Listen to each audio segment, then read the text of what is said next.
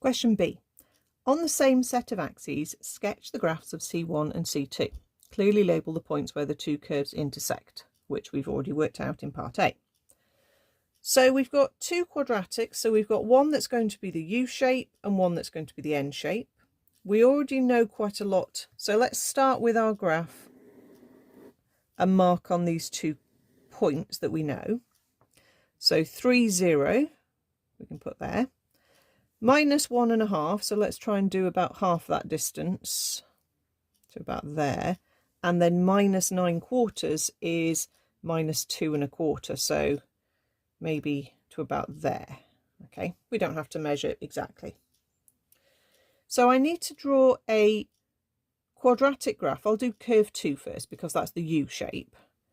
I also know it's going to go down as far as minus 6 on the y-axis. So if that's minus 2.25, there's minus 6. Let's mark on all of these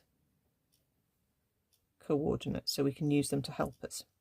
Okay, so that minus 6, that may not be the lowest point of the curve. And actually, if you wanted to find the lowest point of the curve, you could complete the square. You could write that as x minus a half squared. That gives you a quarter you don't want, so subtract a quarter and take away 6. So actually that tells me that the minimum point happens when x is a half and the minimum point is minus 6.25. So it goes down a tiny little bit lower before it comes back up. That minus 6 is not the lowest point. Though if you drew it looking like that, I don't think that would be a problem because they hadn't officially told us to label the minimum point. So I'm going to draw curve 2 as our U-shaped graph coming down through these 2 points. Okay, it's going to go a tiny little bit lower than 6 before it comes back up, and it's going to come back up and go through that point 3. So that's C2. Let's come back to C1 just because that was an upside down. That's a minus x squared, so that's going to be an N-shaped graph. Again, the plus 3 there on the end, that tells me that it intersects at plus 3. Okay, so let's mark that about there. So it's going to come up and back down. Again, I don't think that 3 is the highest point of the graph, and I could do a little bit of completing the square here.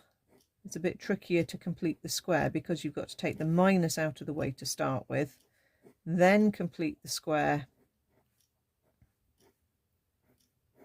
like that, and then take the minus to be a plus, and you end up with negative x minus 1 squared plus 4. So that tells me the highest point of the graph is when the bracket's 0. The highest point would be at height 4, and it would happen when x is 1. So actually I could, if I wanted, include that. It's going to go up higher to height 4. But again, I don't think there is a need for that on the graph. Okay, so if you drew it as if the 3 is the highest point on the graph, you will probably still get the marks. I'll just check the mark scheme in a second. Okay, but we definitely need to see the N shape going through the 3 there, which is that point, nice and obviously, and going through the points that we'd marked as our A and our B, even though we didn't know which way round they were. Okay, let me just look at the mark scheme. Yeah, it doesn't mention that you have to find where the peak and the lowest point of the actual 2 graphs are. Okay, and I don't think it particularly matters if it looks like your 3 and your minus 6 are the highest and lowest points of your sketch.